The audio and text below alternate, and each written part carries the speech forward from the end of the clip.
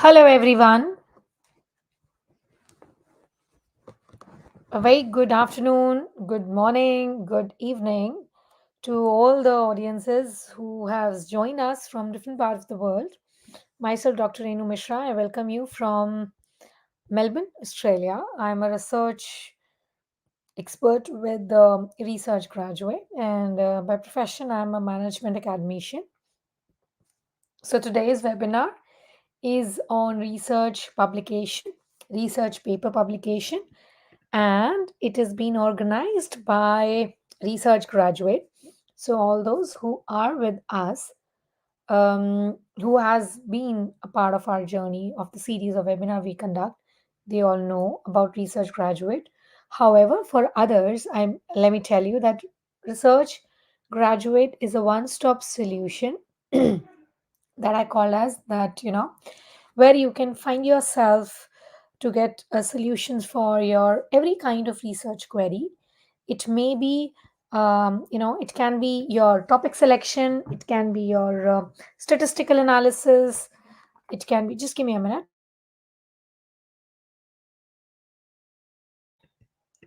I think there is a network glitch in between.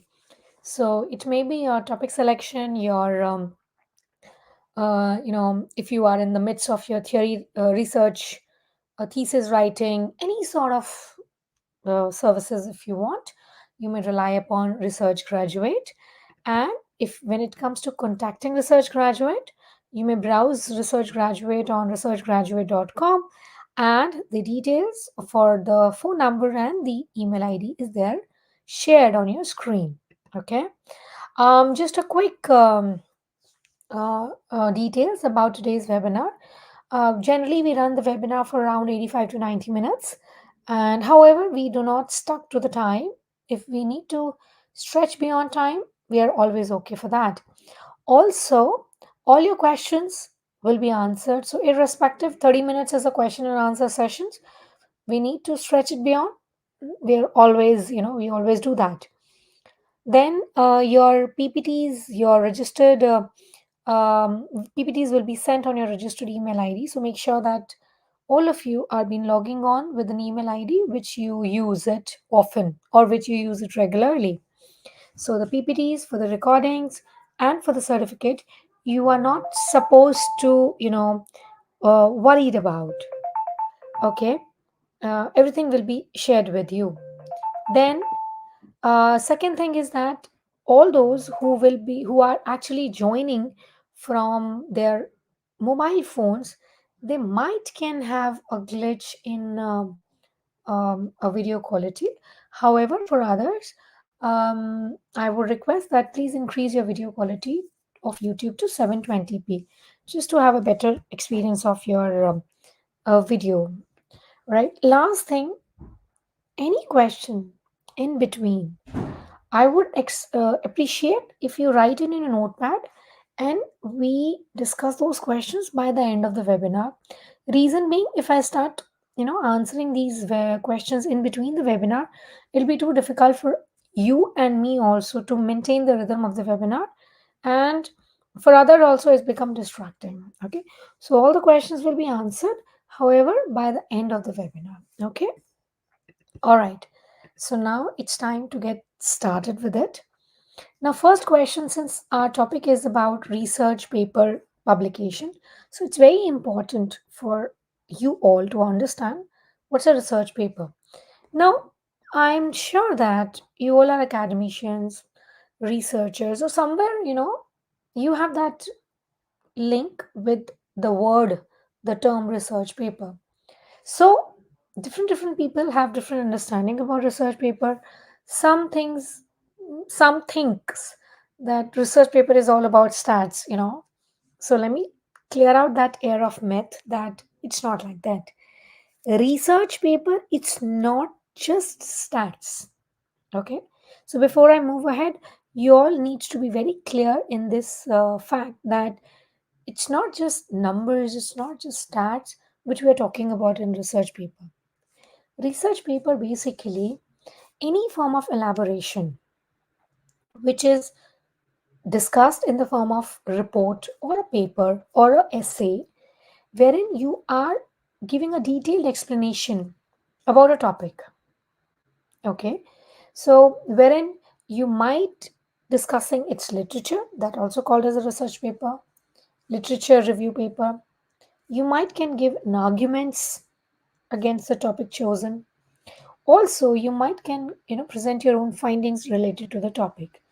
Now, one thing I would like to tell here specifically that the trend which is observed these days that many of the students are only relying internet sources on writing for the research paper.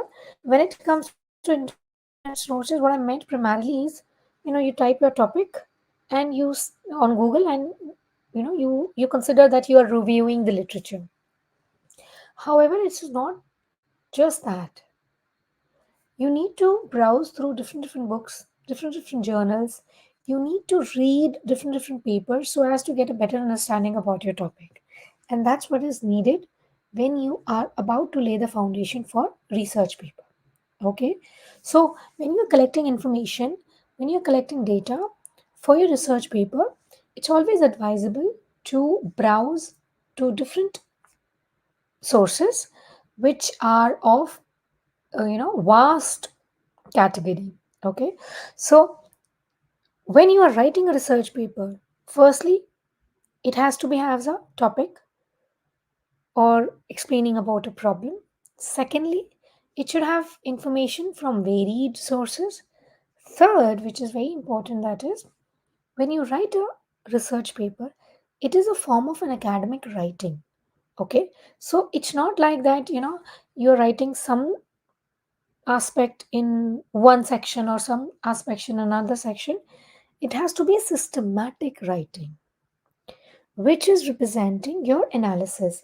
Now I'm not going whether that analysis has to be core by the data collected by you. It can be on the published data as well, and what you draw about that, what you understood about that, that kind of analysis. Okay, so many researchers amongst you who primarily are at the stage of literature review, they understand me or they must be by my side that when you write a research paper, it's very important that when we write, we should write in such a way that any reader can understand it.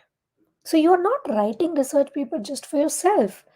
You're writing to enhance the knowledge of others as well, which might be interested in that particular topic on which you have written your paper. So it's not that you are using all the jargons or all the difficult language and you think that my research paper is a fantastic one. It's not like that. Any easy chosen language also can help you to come up with a good research paper. Okay, all right.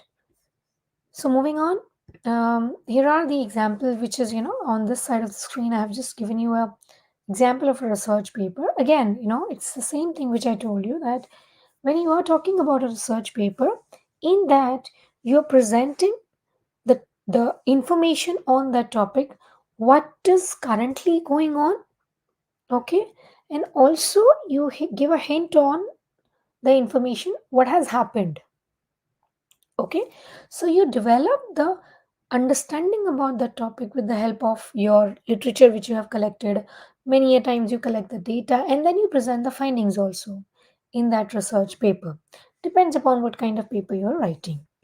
All right, okay. Now the question comes, why we are writing research paper. So see, according to me, first thing I think which you'll agree me saying that many a times we write for our own CV strengthening, right?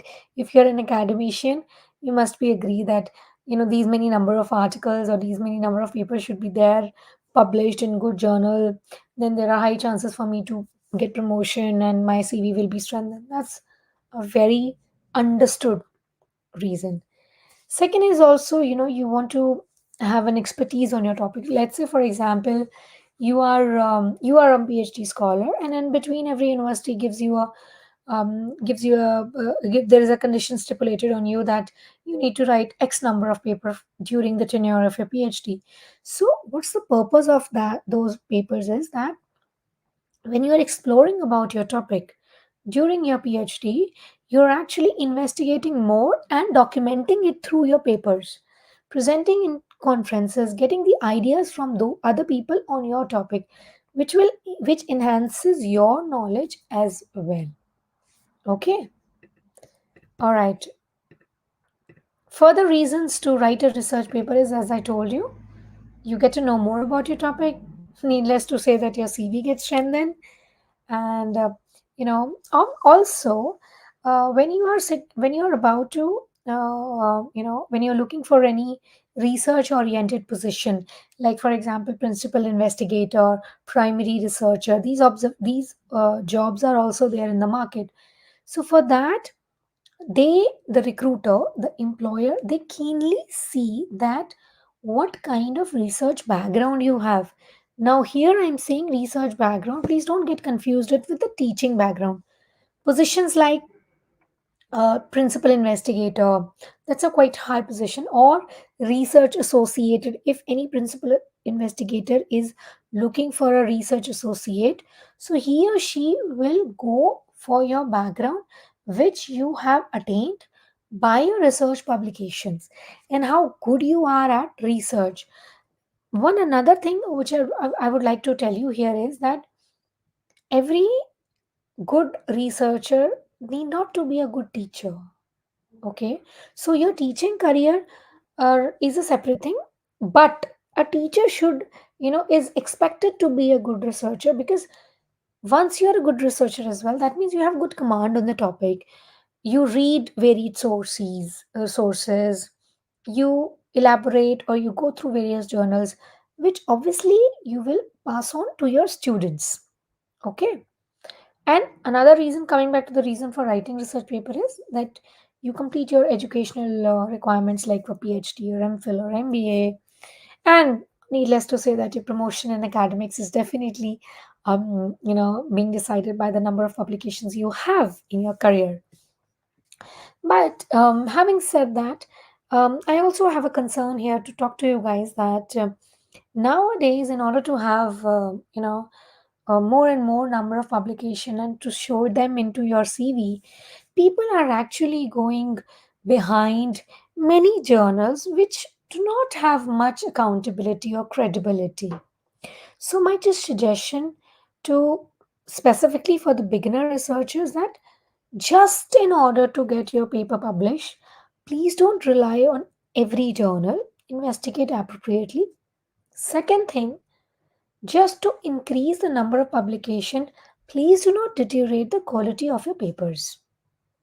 Okay, please, you need to be always aware of the fact that, let's say you are sitting in an interview, right? So the interviewer who is interviewing you definitely will go back to your research background. He or she may ask the questions related to your research publication, and that shows the your intensive knowledge on your research publication shows that how good quality paper you wrote. And once a paper is a good quality paper, obviously it will land a place into a good journal. You're getting my point. So just in order to increase the number of papers, please do not write low quality papers. All right. Okay. Now, here is the time to talk about analyzing various research papers. Now, we'll talk about various types of research paper. Now, first is your analytical research paper. My one tip to all of you is that, let's say we are talking about analytical research paper. So, try to understand these kind of paper with the term itself, analytical. So, here you will be having the analysis in those kind of papers. So, in these kind of paper, that is analytical research paper, you have a question. Okay, then related to that question you get data from other researchers, like what they have to say about that particular question, and you pose or you analyze their different viewpoints. Okay, so here the main focus in analytical research paper is the main focus on the is on the analysis, is on the findings, which by which other researchers have done, and then you make your own conclusion. So, in a simple language, if I make you understand that you have a problem in hand, you have a research question in hand on which you are writing a paper. So, for that analytical research paper, what you'll do is you will look around in the previous researchers' finding, what they have to say, and then on on the analysis of those conclusion, those findings which previous authors have done, you make your own conclusion. Okay. Now, one thing is very important here is that your own biasness should not reflect in your conclusions. Mind me, okay? Let's say you have a question like what are the factors associated with the consumer behavior? Just, any question I'm taking. And you are analyzing the findings of other researchers on this particular question. And you're making a conclusion that this said this, and this, thereby, these are the factors impacting consumer behavior and so on. Please do not introduce your own biasness in your conclusion. Whatever is being said and stated by previous authors, draw your conclusion based on that. You are not supposed to tell that he or she was right or he or she was wrong. No, you are just analyzing those findings. You are not critically investigating those findings. When you present critical investigation, that means you are posing, or giving your logic based on your assumptions as well, negative or positive sides of the matter in hand. All right. Okay. The next is your argumentative research paper. Now, argumentative research paper, again, the term here is argument. Again, as I told you, that focus on the term itself. So, the term here is argument. Basically, in these kind of papers, you present both the sides of the arguments. Okay, so pro side, con side, you get the findings for both these sides.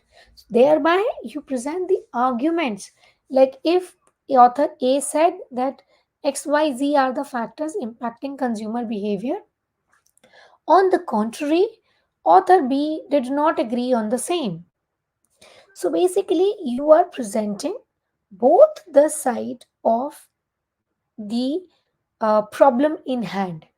Now, again, here the point of attention is that you need to give logic for every argument you present. Okay. Also, this is a point of advice. This is a piece of advice for all of you.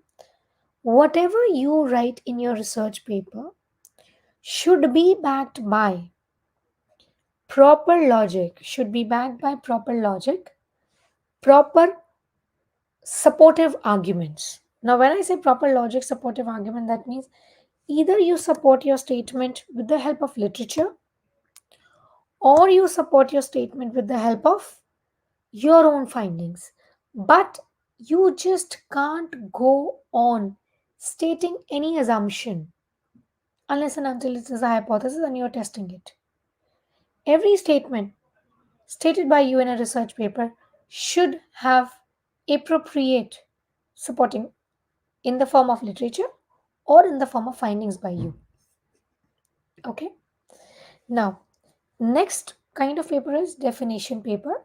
Now, here basically the purpose of this paper is, again, as the term says, is to give the information on the particular concept or on the particular topic in hand. Now, whatever the definition, viewpoints, arguments given by various authors, you collab them and you present it. Compare and contrast is when you are comparing different findings, different viewpoints of authors. That's compare and contrast. Okay. Now, next set is experimental research paper. Now, here is basically, the point of the domain which you take your these kind of paper, or you write these kind of papers primarily in your scientific side, your biology side, your you know more of scientific areas where you need to do certain set of experiments and you need to analyze them. Another is survey research paper. Now here these kind of papers are very common in social sciences, particularly in marketing, HR. When you're conducting these kind of study, now here what you're doing is just understand, just don't look at this, right? Just listen to me what I'm saying.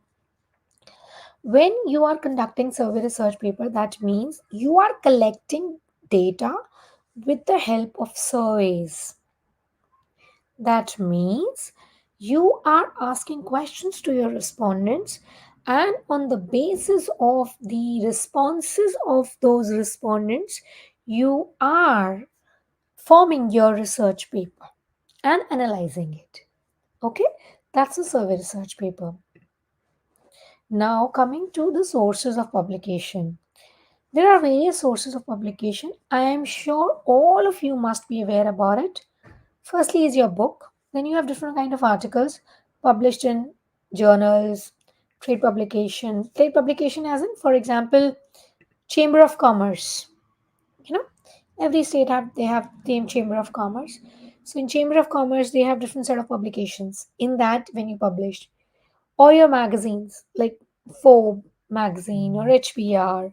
So when you have magazines, publication in those magazines, that also is concerned as, or that's also is called as what do you call as a source of publication. So it's not just that your article is only can only publish in journal.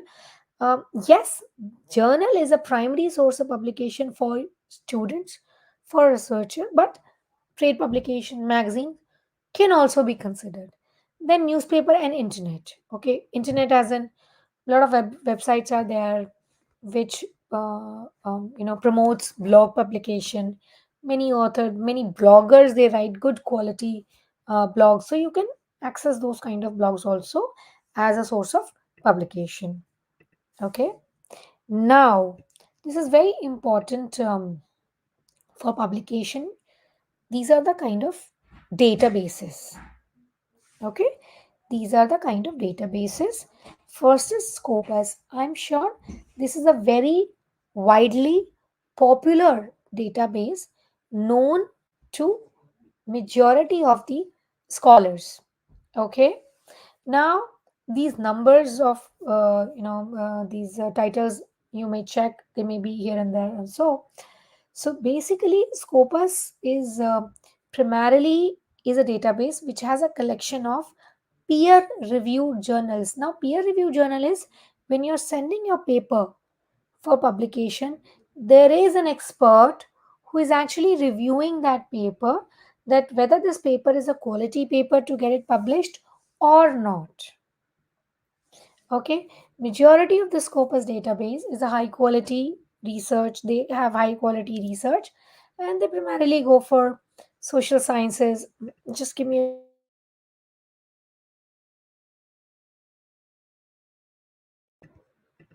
Sorry, I have bad throat. So they primarily publish in social sciences, physical sciences, health sciences. They have book series, journal, and trade journals as well. Now, one thing, all of you, please make a note of it. That is, when you are approaching any journal, or you are being approached by any journal, and you are categorically looking for Scopus indexing, and the journal claims that we are Scopus indexed, please give a double check to the journal indexing by going to the Scopus website and downloading the Excel sheet, which they always update every year on their website, that what all journals are there active with them. If not active, because what happen is, let's say there is a journal XYZ, they claim Scopus index, but you when you visit Scopus website and when you download that Excel sheet, it's there on the homepage of the Scopus only. Then you see that that particular journal was active as in what was indexed with Scopus till previous month or previous year. That is updated in Scopus database But the journal has not stopped claiming that they are Scopus indexed. So please beware of those kind of journals. And whenever you are considering any journal for publication, please give an authority credential credibility check for that.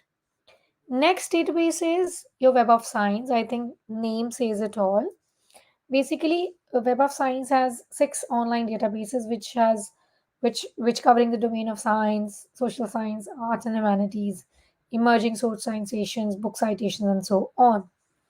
They are also having, they provide very comprehensive citations from different disciplines. Now, many questions I come to know that, ma'am, we should we go for Scopus, or should we go for Web of Science, or should we go for, Sage and all that? Now, always take one consideration in your mind before finalizing any journal for publication, and that is, please go through the aim and scope of that particular journal which you are considering for publication. Now, when I say aim and scope of the journal, that means what kind of areas, what kind of topics that particular journal publish. Now, many says that, which journal should I go for? Engineering. Should I go for history? Now, randomly, you, me, or any, if that particular person is not from that your domain, like I'm not from engineering, I may not be able to tell you which is the best journal for engineering publication, right?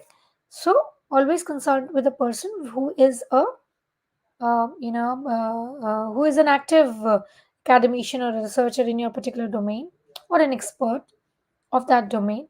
Second thing, let's say you are approaching any journal or whatever is the case is. So please make sure that your your domain of the paper, your title of the paper matches with what that particular journal is publication. So you have a paper on economics, and that journal is leadership. There is no mismatch. Like, why the journal of leadership, particularly any journal of leadership, is publishing economics paper, right? So please have that kind of understanding, awareness in your mind whenever you consider any journal for publication. Then is ESCI, which is the Emerging Sources Citation Index, which was launched by 2015, and that is also a new a database for Web of Sciences. Okay, and it was produced by Clarivate Analytics since 2017, which has over more than 3,000 of journals from various uh, research. Now let's have an introduction for Web of Science. Basically, to make you more clear about Web of Science, all the journals which you submitted, which are actually associated with Web of Science database, basically, uh, it is to be understood. It is to be through a criteria that it should, whether the journal follows a peer review process or not, all the practices, ethical practices, are being followed or not, technical requirements are being followed or not, on English language bibliometric information is being followed or not.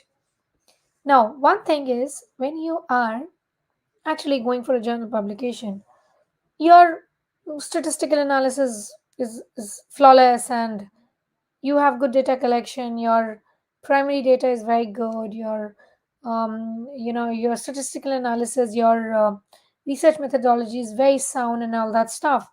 Now, having said that, one thing which generally get ignored by students, and which becomes a source of, or which becomes a reason for your rejection for journals, that is your language, the language which you chose to write in your research paper, right? So, like I said in the onset of this webinar, that is, you're not supposed to use very complicated or very jargon oriented language.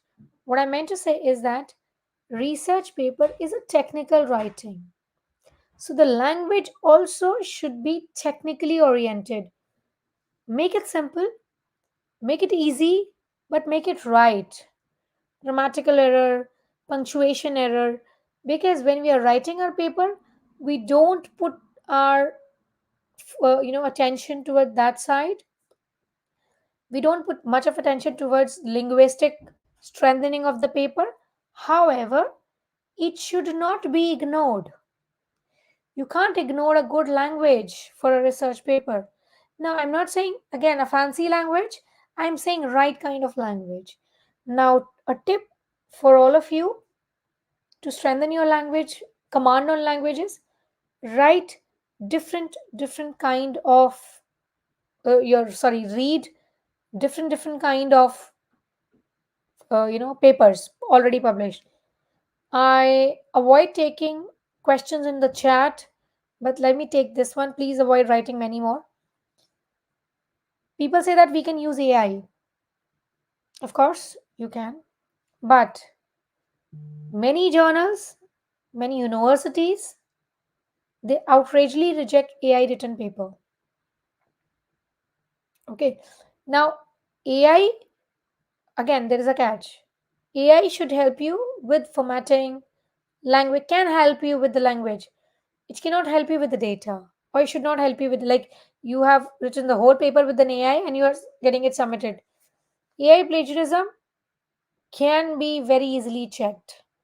So just keep that in mind. Okay. Okay.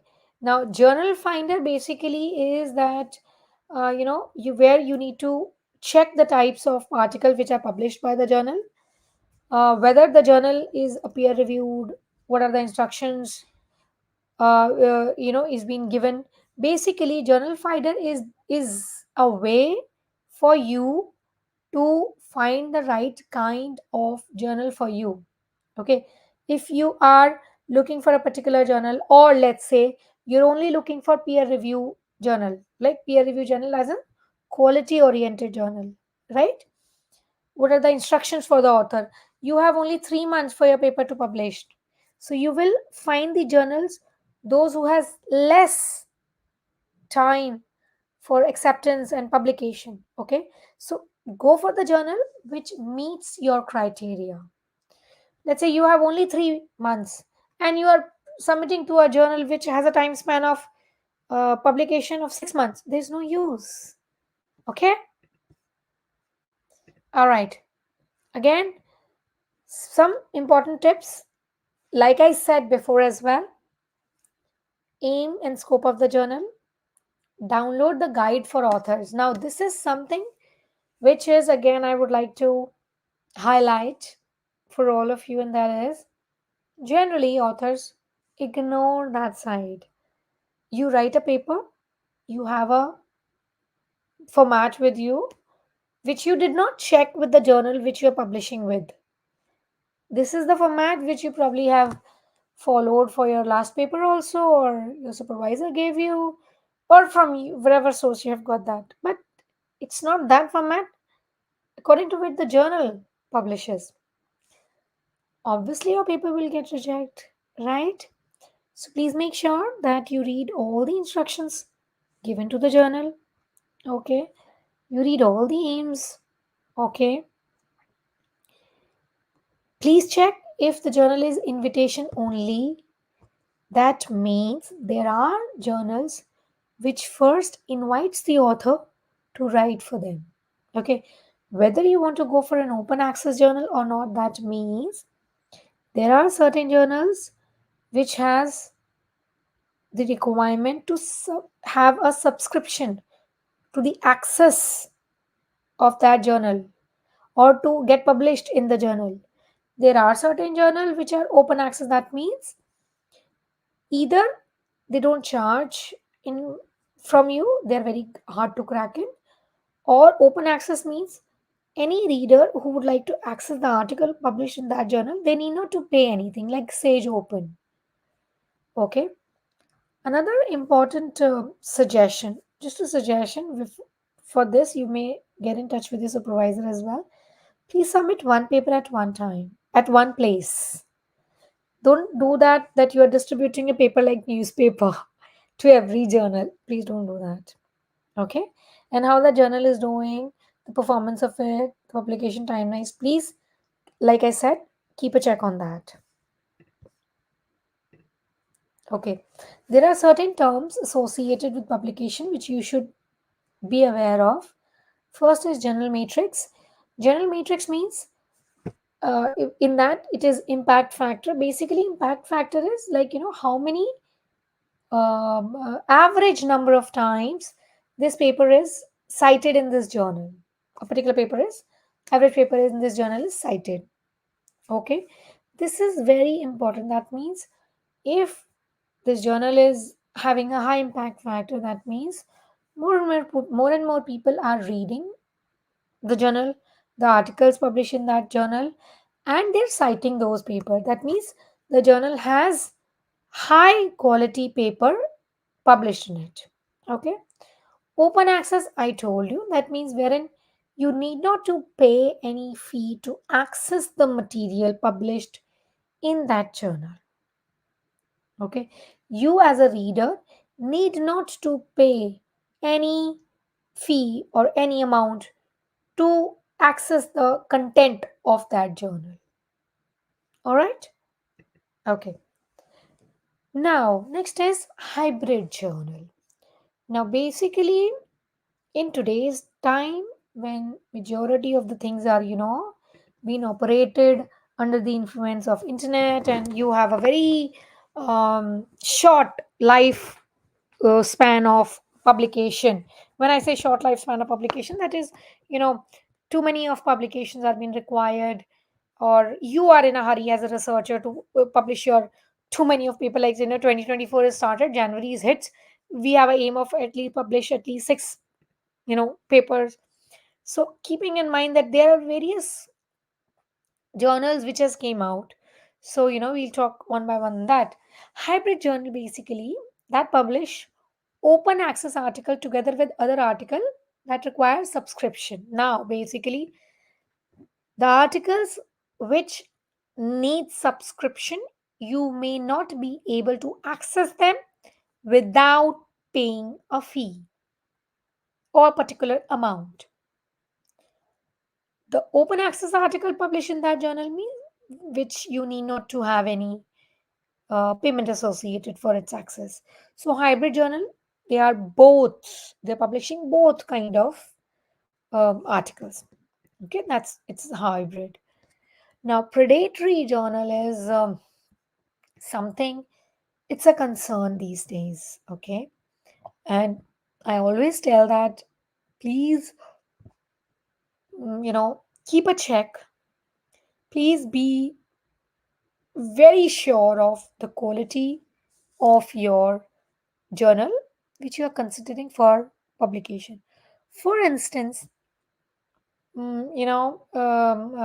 quality of publication which that journal is accepting, they are not good enough.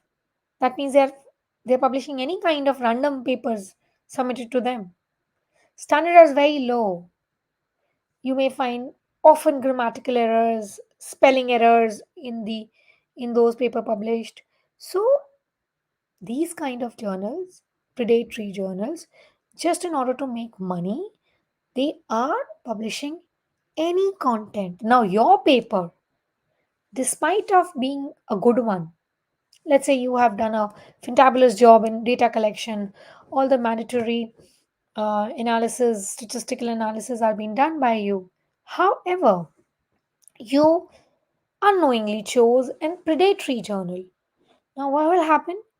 Your good quality content, obviously they will publish, but that's of no use now, because once you are done with one publication, you can't choose that paper to get it published in another place.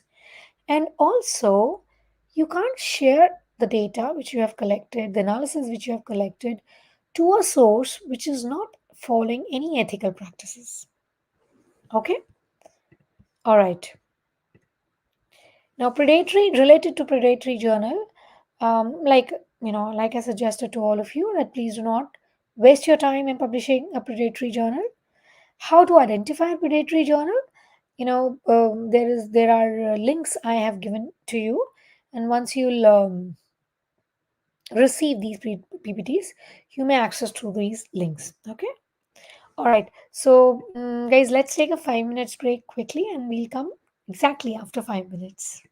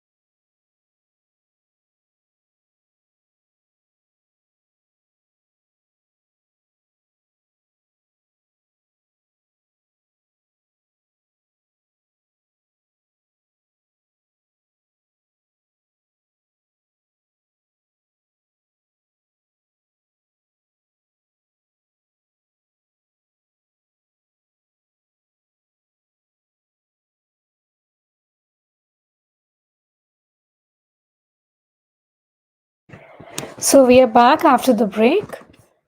All right. Since we were talking about predatory journals, so just last piece of advice was that just be rest assured about the places where you think that you are sending your precious piece of information is that the right one. Now we will look upon to the basic steps of publication, like since it's a publication oriented webinar. Here we will understand what we need to consider, or what are the basic steps when we are talking about publication.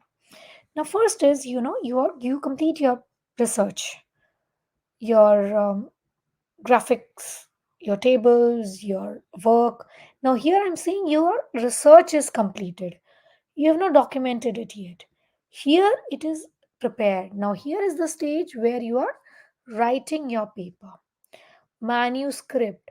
Unless and until it get accepted in any journal for publication, it remains manuscript. Okay. So you're writing the paper. Whatever journal requirements are there according to that. Now what I mean here is, let's say you are considering a journal for publication.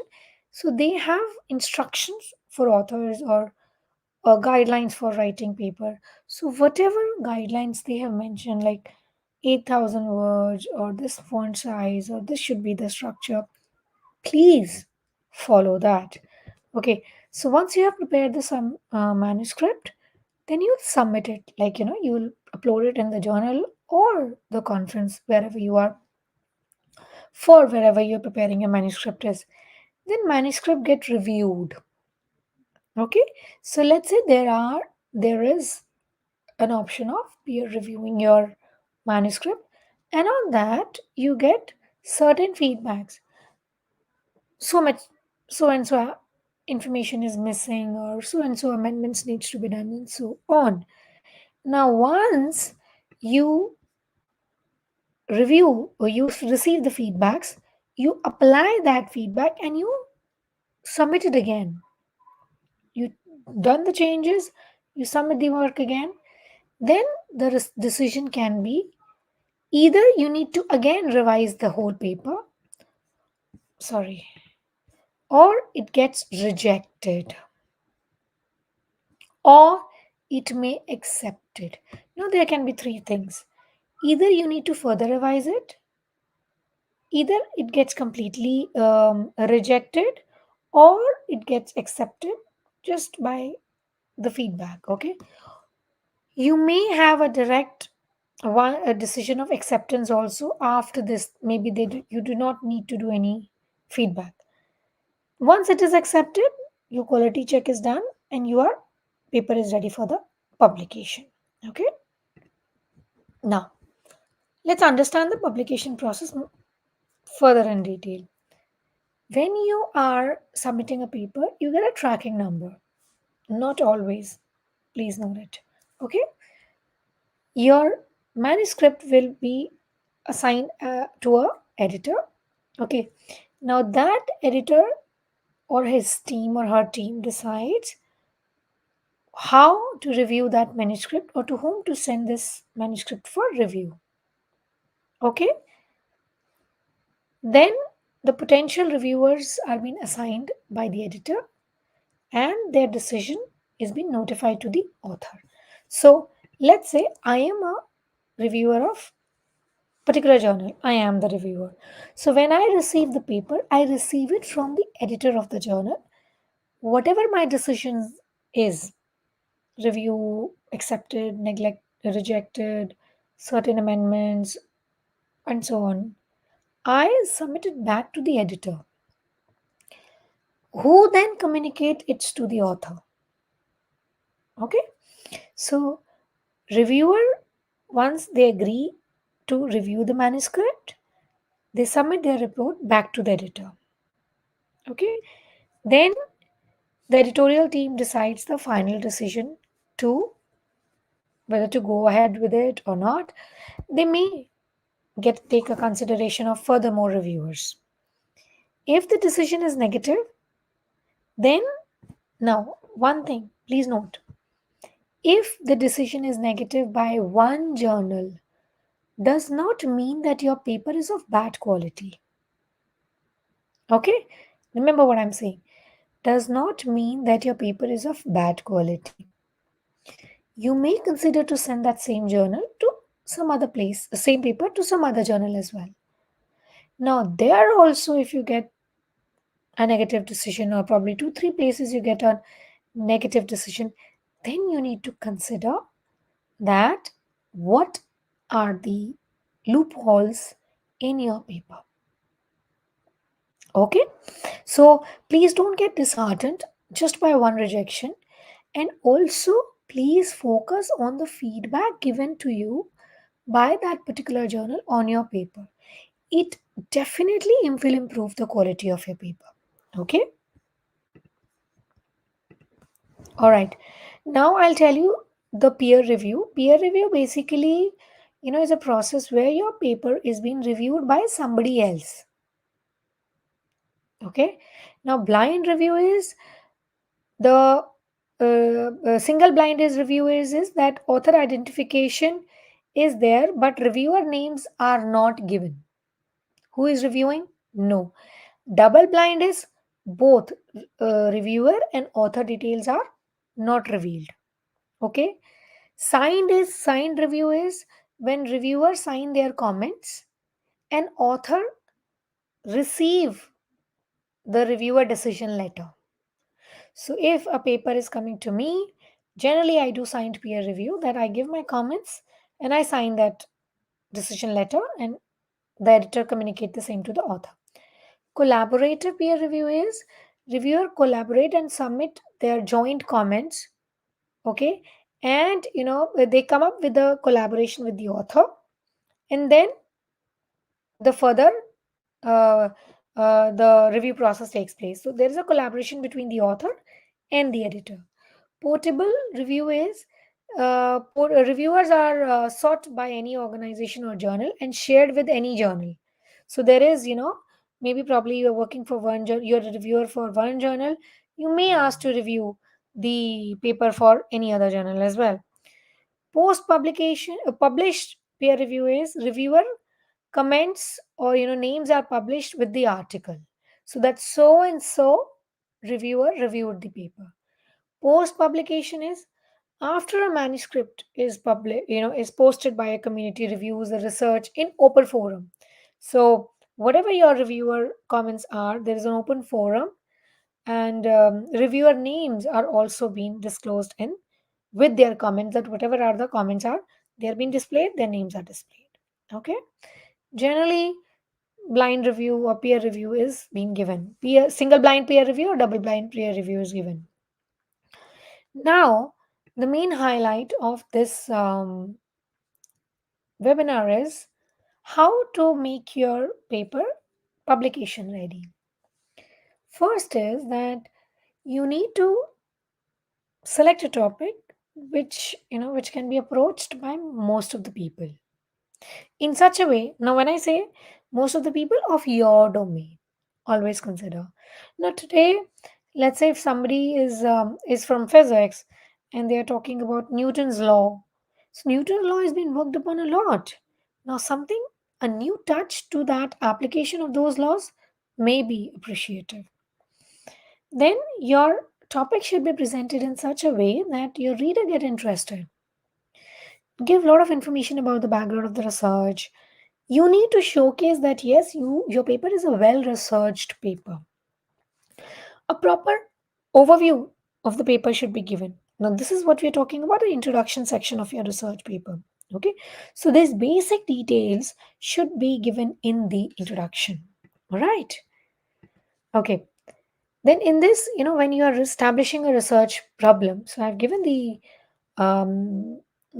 examples also for the research problem. Now every research paper should have a research problem, or it has a research problem, because research paper is all about when you're elaborating a topic in hand.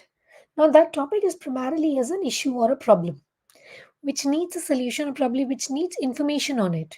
Not always a solution, but information on it. So your research problem should be properly stated. Okay. All right. Then comes your research objectives. So, coming from your research problem, you need to highlight your research objectives. That means always remember your research objective should be clearly precise, clearly stated, and in those research objectives, you primarily elaborate or discuss that what exactly you want to find out. What is that particular aim towards which your research is aiming? Okay. Then come hypothesis. Now, hypothesis is that assumption, is a statement which is an assumption till the time you test it. And hypothesis is that statement which reflects the relationship between two variables. Now, whether there is a relationship between two variables or not, this is something which you find out from your study, from your research paper. Okay? All right. Then, after your introduction, comes your method section. Now, this is something which is very, very important. Your research methodology section, see, I have found this trend or I have found this thing, particularly in those students, particularly in those researchers, which claims that they are not good in stats. So they automatically assume that they are very bad in research methodology as well. See, stats talks about primarily, what kind of tests you are operating. However, the method section, the methodology talks about what all methods you are using in your paper and why. Okay, so very carefully design and structure your method section. It should not be full only of definitions or theory or literature. Why you are choosing this method, how this method is applicable in your research should be focused on it. And please do not get into that I have chosen random sampling. Why not purposive sampling? What is the pros and cons of purposive sampling? No, don't get into other methods. Talk about what is the usability of this method is in this research and why you have taken that. So, design a proper structure for your methodology section as well. Properly, ethically approved data collection method, data analysis method, and properly elaborated analysis. So, each and every method, each and every statistical analysis technique, just give me a minute,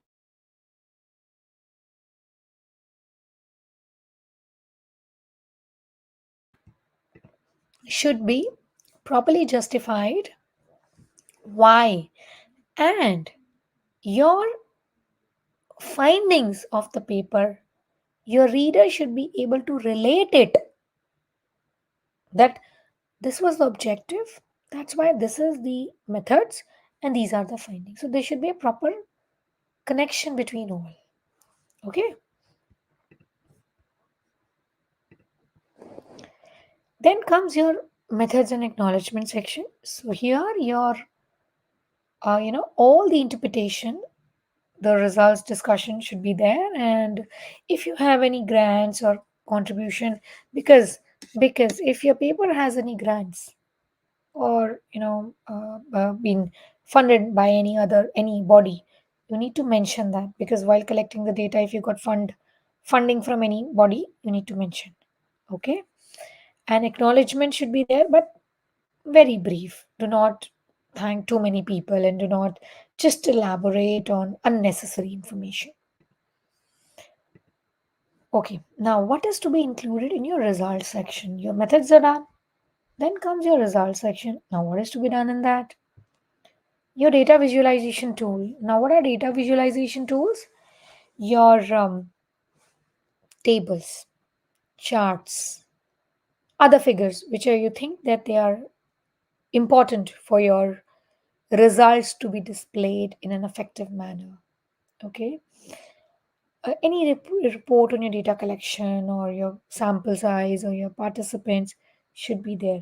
Now, basically, you need to see that how better I can present my results, how in an effective manner I can discuss my findings, and any outcome should not be left out. Okay,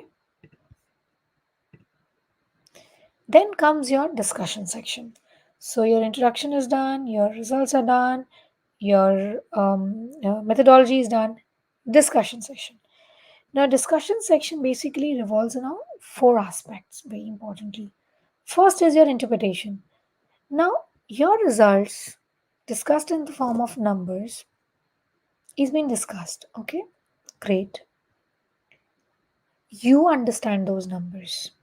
How will I, as a reader? Now, XYZ say that 20% is overlapping with the 25.5%. Now, what does that 25.5% means to me? That's what you need to do. Okay? So the interpretation of the results mean whatever findings, I'm not saying always in terms of numbers, whatever are the findings, what is the meaning can be carried out from those results. Okay? Then comes your implications. Implication means how your results matter. Now, when I say matter means you're talking about the usability of your results. So there are two kind of implications: practical implications and academic implications. Now, academic implications means when the findings and the results of your research are actually contributing to the existing literature. Maybe you are giving a new variable to the topic, maybe you are giving a new definitions, you have derived a new model. So that is adding to the literature. That is academic implication. Now, when I say practical implication, that means when your results are helpful for the business world, for the strategists, for the policy makers. That means when your findings can be used to used by decision makers. That is practical implication. Okay, that also become in discussion section. Then comes your limitations. Now, in my opinion, nearly all the researchers have some or the other limitations. And that means that what the results are not able to tell. That means whatever you have discussed in your results, probably your sample size your sample size was small so as to results to be journalized. Just an example I'm giving. You have less time with you to further elaborate this findings. So limitations and mentioning those limitations, because this question I also get many times, that will our paper quality will be affected if we mention our limitations? No, not at all. On an average, 2 3 limitations are okay to go ahead with. Just don't keep discussing the limitations only. Okay, and please make sure that do not highlight the limitation of the research methods used by you, because that's where you get trapped. If you are highlighting your methods in your limitation, that means you have not carefully chosen your research methods. Okay, then come recommendations in your discussion section. That is, what recommendations you give to your fellow researchers or the strategy makers, policy makers for practical actions. Okay, all right. Then comes how to summarize your key findings. Now, this section holds its own importance because Many a time reviewers straight away go to your methods and to your key findings summarization, and they just want to have a connecting link between the methodology and the key findings, whether the author is able to establish a connecting link between both or not.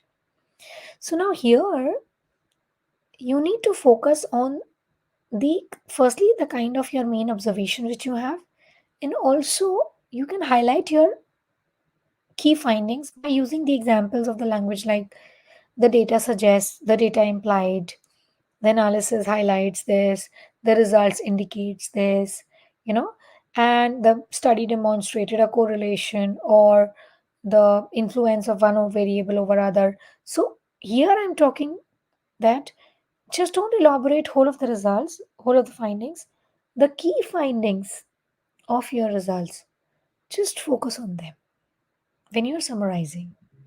Okay, when you are summarizing, just focus on your key findings, that this is something which I found from my uh, results.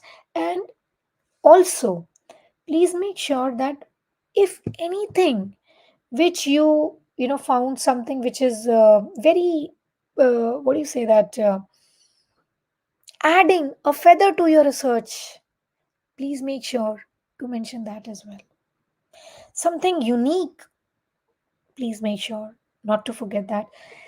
Another thing which I recollect just now, that many a times when you are submitting a paper to the journal, your paper gets rejected based on the fact that there is no significant contribution. Are you getting my point?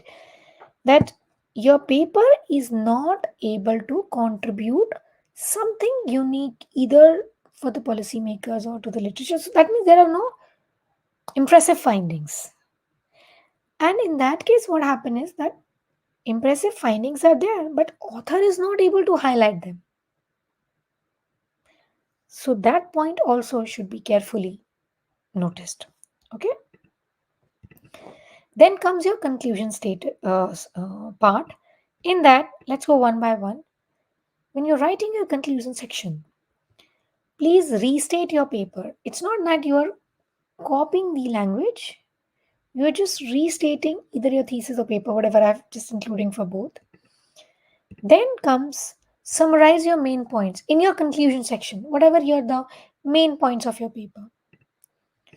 Then comes a formal conclusion. Now, when you are doing all of these, in restating your paper, just reword the main, what do you want to say? Just reword that point and say it differently.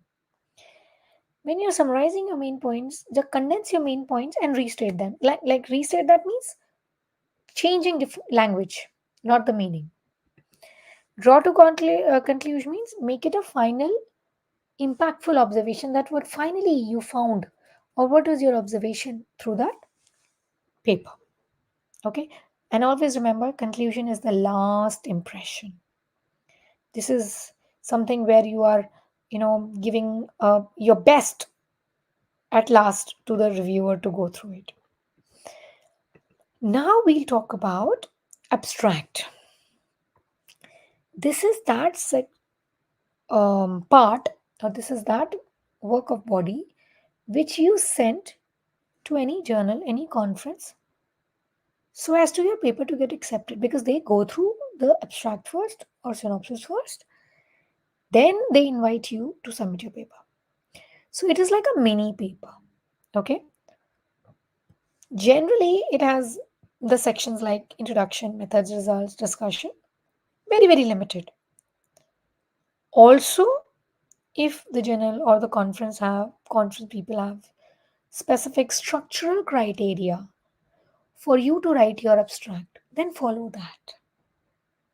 Okay, generally it is like 250 300 pages, but if they want you to write specific sections in introduction, your background, your results, your findings, then follow that structure. But always remember that it is just a highlight for your paper. It is not a complete paper. So give very important information in abstract. Okay? All right. Now, when you're talking about publication, how can't we forget to talk about editing? Now, editing is, it's like, when you have prepared a dish to make it liked by your guest, you decorate it. You just remove all the flaws of it and all that. Editing is like that. So, editing mainly focuses around, is there any spell check, grammatical error, some wrong placements of the words, because this is an area where also your paper gets rejected. Very oftenly your papers get rejected when you have quite often spell check errors, when you have not written your sentences and your findings in a proper grammatical manner. So editing is something which you need to focus upon very rigorously and very profoundly. Okay. All right. Then comes plagiarism, because of which, also your paper gets a chance to get rejected. Now let's take one by one. Firstly, you need to understand what is a plagiarism. When you're copying somebody else's content without acknowledging the source, and even if you're acknowledging the source, you are just directly copying the material. You're not changing the language. Okay, now let's understand plagiarism in detail. Is it plagiarism if I copy the content but cite the source? Yes. You're not supposed to do a complete cut, copy, paste unless it's a definition, which you can't change obviously, or it is a statement quoted by some other individual. Like somebody said something, some dialogue, some statement particularly, that you need to highlight it in inverted commas, quoted, that you can't change. But otherwise, if you're taking a content from some source, you have to change the language and you have to cite the source as well. Okay? Then is it plagiarism if I copy my own content? Yes, of course. It's a self plagiarism. If you are taking the content from your own previous published material, you have to cite source of your paper as well. And what's better than citing your own name in your own paper, right? Your citation of your own paper in your next paper. I mean, who would not like to take a pride in that? Okay. The last is it plagiarism if I substitute few words? Yes.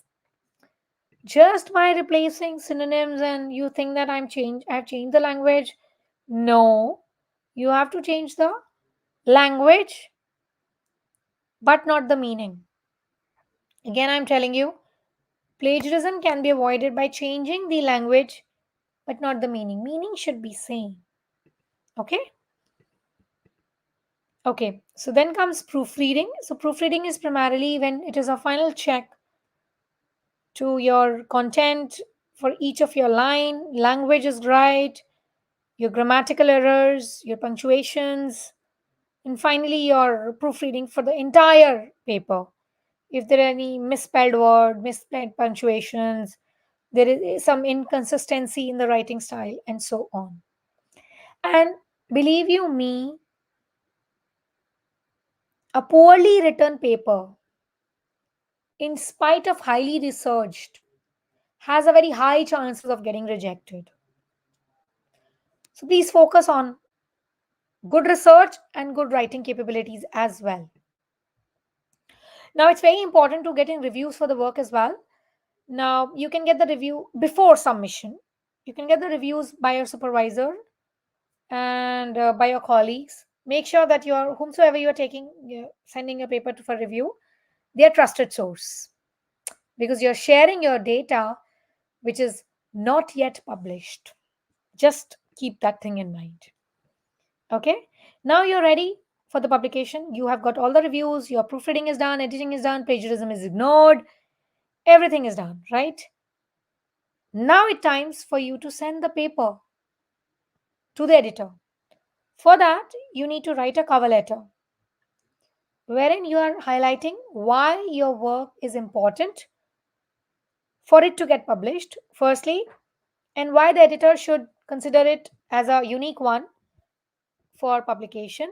So, that cover letter is like that cover letter which you send for your job application as well with your resume. You highlight your best accomplishments. Similarly, the best part of your paper is highlighted in your cover letter. Formatting is very important of the paper. Please do formatting as per journal has asked you to do so. Your tables, your graphic charts should also be formatted. Page number should also be given by the end of the each page. Okay. Now, some common highlighted points why the journals reject your paper. As I stated earlier as well, you are not reading the scope of the journal, just sending it. Read what kind of paper they publish and what is the theme of your paper. Title of paper is very vague. Paper is under the review of many journals. Writing style is not good. You have not followed the journal format. Research is not contributing anything. Less research value is there. Your hypotheses are not clear if stated. Also, every research paper should not have hypothesis, or paper without hypothesis you can't say is a bad paper. All right, but if you have stated hypothesis, they should be clear. Lack of evidences are there. No conclusive results are there. So please, before sending your paper, have a thorough check on your papers. Okay. Now, when you're talking about research publication and ethics, please, you know what? This is highly ignored, and but very important. If data fabrication, image manipulation, I'll tell you all that. For example, you have, like we were talking about data fabrication, let me add 0.2% also. It will give me a clear results. You're fabricating your data. You are submitting your paper to multiple places, multiple submission, duplicate submission, publishing the same paper in many places. Okay, this should not be done. Now, once you get the rejections, how to handle them? Firstly, ask the reasons if they have given the reasons that why they have rejected it. You may challenge the decision of the editor if you think that whatever the reason they have given to you are not acceptable to you, but you have proper logic for that. Okay. But if your paper is rejected by 3 or 4 journals, then I think you need to really consider a relook on your paper. Okay. All right. Now we are done with the webinar. It's time for us to take the questions. Okay. Now the first question here is, I have a question on writing abstract. Please, Anand, you are free. You now the chat box is all yours, guys. Please write in your questions, and then one by one we'll have an answer to all of it.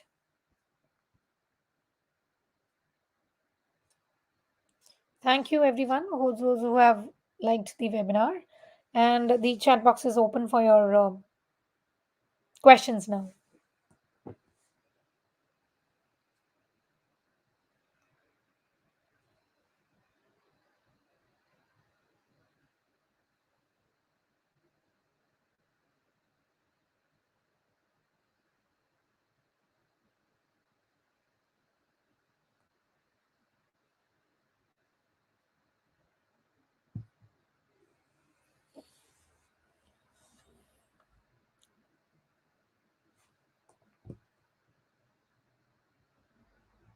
Thank you so much, Daksh. Thank you.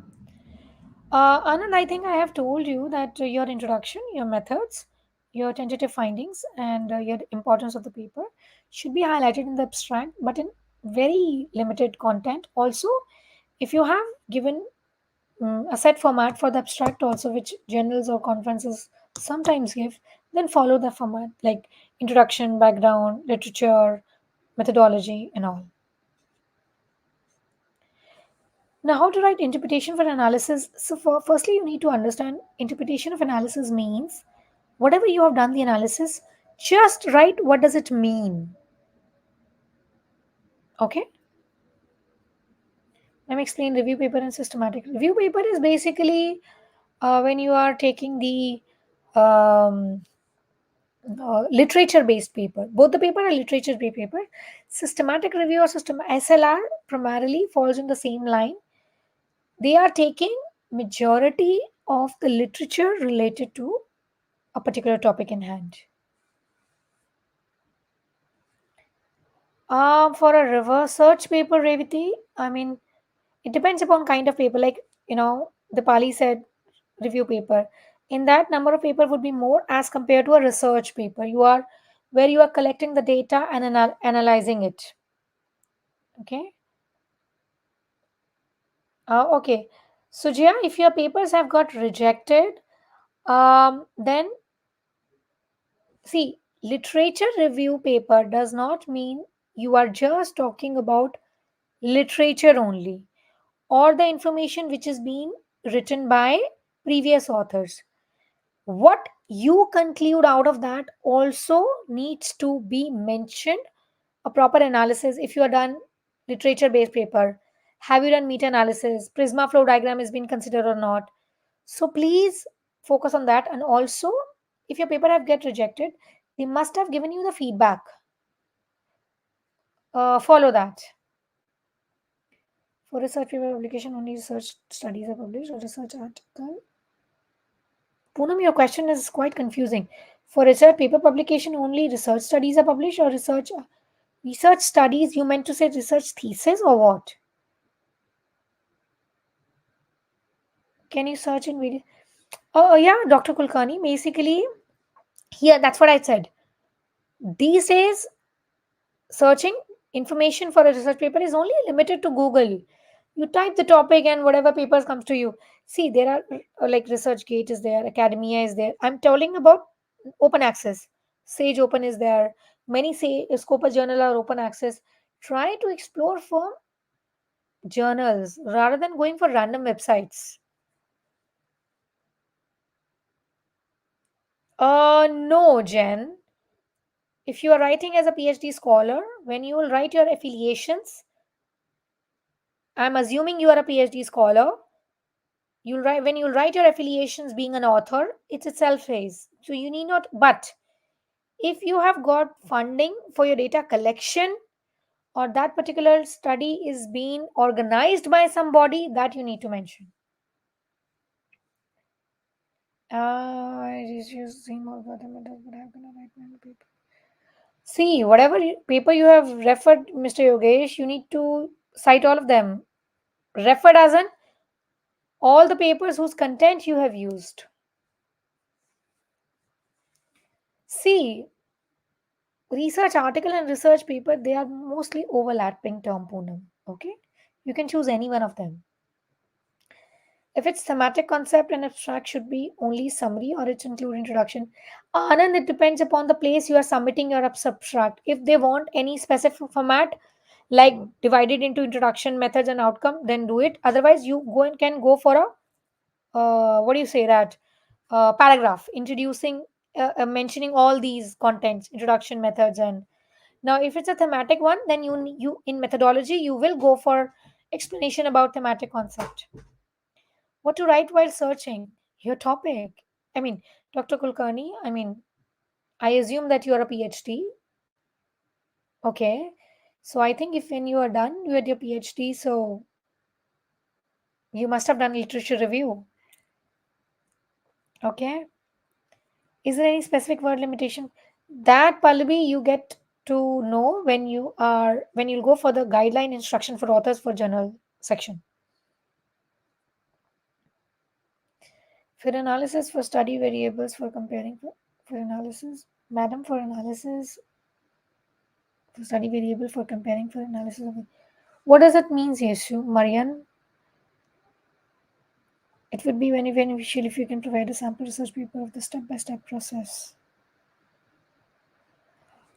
Pallavi, what I assume that Every paper would be differently written. If you're right in a process of writing a research paper, you must be going for literature review, and in that you must be coming across various papers. Okay.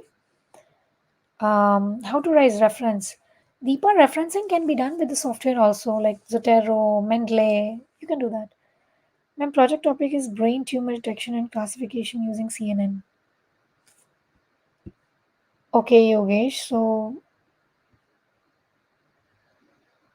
now, I mean, again, like you told my topic, same way you need to do like I told you. Preeti, does research paper and review paper hold same importance into research paper, which are more data oriented, they have slightly more importance. Yeah.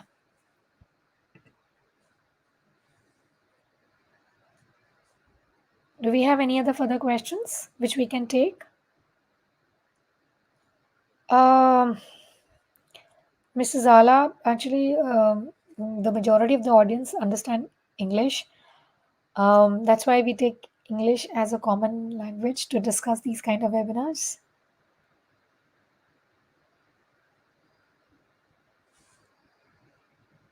because we have overseas audiences as well who will be able to connect with us only if it's in English. Is it helpful to search for publisher based on their impact factor? Yeah. Yes, Jen, for sure. In fact, you should go for impact factor first, then indexing, then tell about something method and outcome. And I told you, Yogesh, I mean, methods, research methodology section, what all methods you have used, and results and outcome means what all findings you have got after applying those methods. Poonam's sites for collecting review literature depends upon what kind of topic you have in hand. Okay, like academia, research kit, Sage journals, Sage Open, Scopus. You have various paper published in different websites. It's a good. Thank you, thank you, thank you.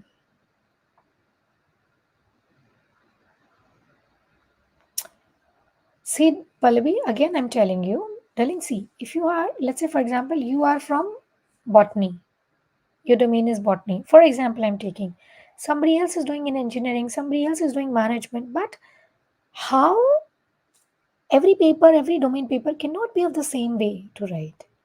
Okay, how to write review of literature, that, Mr. Dhananjay, I'll can brief you. Basically, you need to mention all the definitional, primarily important definitions, your models in review of literature. Okay. Okay, Pallavi, you are from HR. So, okay, fine. I'll furnish my team for the list of papers. You may go ahead with that.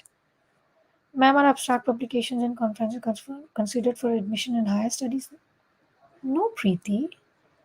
I mean, higher studies means what you're talking about. You're talking about masters or doctorate.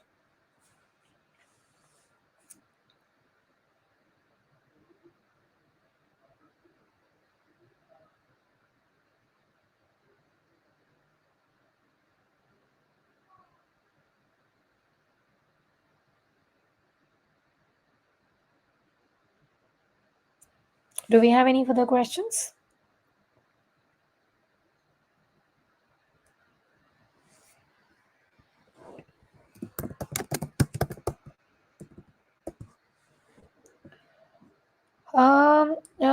Rephrasing.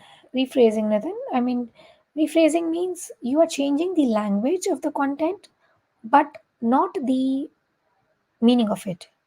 Many a times you can take help of AI also, but please make sure that AI should only be used to rephrasing the content, but not, getting a content from some other place. I don't think so. Abstract publication is considered pretty. Anyway, thank you, Pallavi, thank you. Uh, Poonam, I assume that you are pursuing PhD. See, writing review literature means you need to first understand. Indexing, I told you the Pali. Poonam, I'll come back to your query. Indexing means where your Journal is index, it is Scopus listed. Is it Sage? H factor means this number of citation, the average. How many people have cited? Poonam, when you write review of literature, you mainly take the definitions, the models, the important theories which are surrounding your topic. In that, you explain the various variables also and the variables you are choosing. In the folk media, first how to analyze to qualitative and see all of you. Please write your questions clearly for me to understand. Okay, Dhananjay. In the folk media, firstly, how to analyze qualitative and quantitative. It's a very I mean, is a question or a statement you have put across?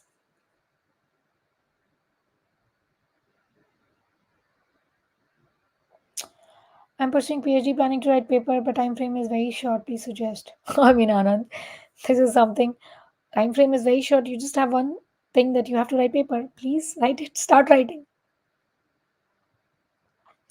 Should their topic for research paper be done based on our research area or PhD topic? Revati, I'm sure you must be doing your PhD on based on your research interest area only, right? And if not, then your paper during your PhD tenure should be related to your PhD topic. Okay?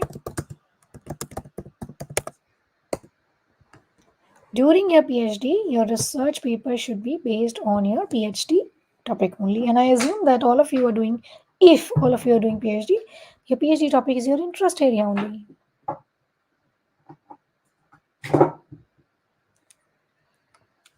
Any other four questions we have? Thank you, Nitin. Thank you so much.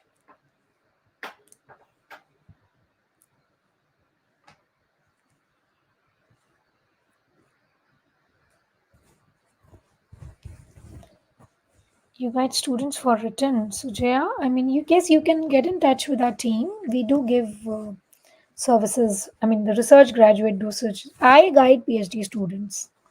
Yes, I have 9 PhD thesis supervised by me, and you can always approach research graduate if you if you have any query.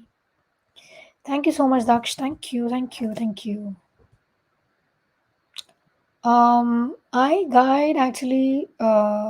Yes, I guide students, right? Yeah. Thank you, Dhananjay. Thank you so much. Thank you, everyone. Thank you so much.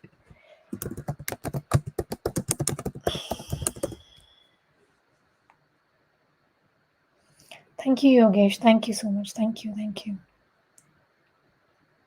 Thank you, Melissa. Thank you.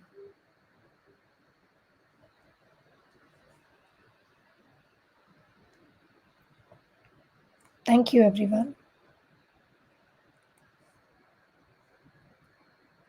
So for the further webinars, you will be Ms. Madan. If you have to do review of literature, is it compulsory to do review on book or article? You can do review. You can do review there as well. Nisma, you can actually review content from book or from papers. That's I understood should be the answer of your question.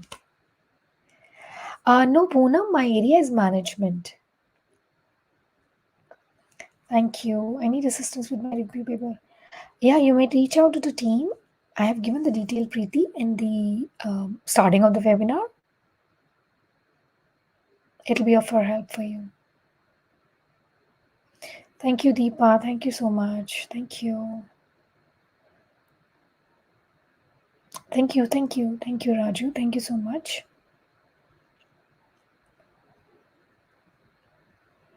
Yes, Yogesh, in past we have taken the webinar on how to write research paper.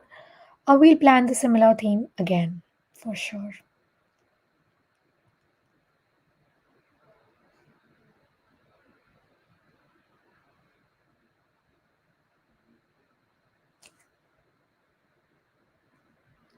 Great, Anand. It's very good to know that you're doing PhD.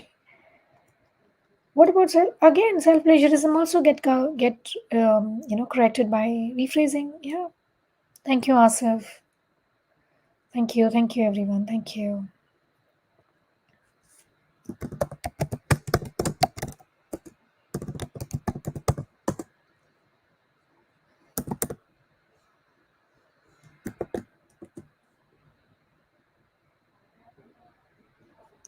Thank you, everyone. So you'll be notified about the next webinar on your email ID and you can register for it. All right. Thank you so much. Thank you.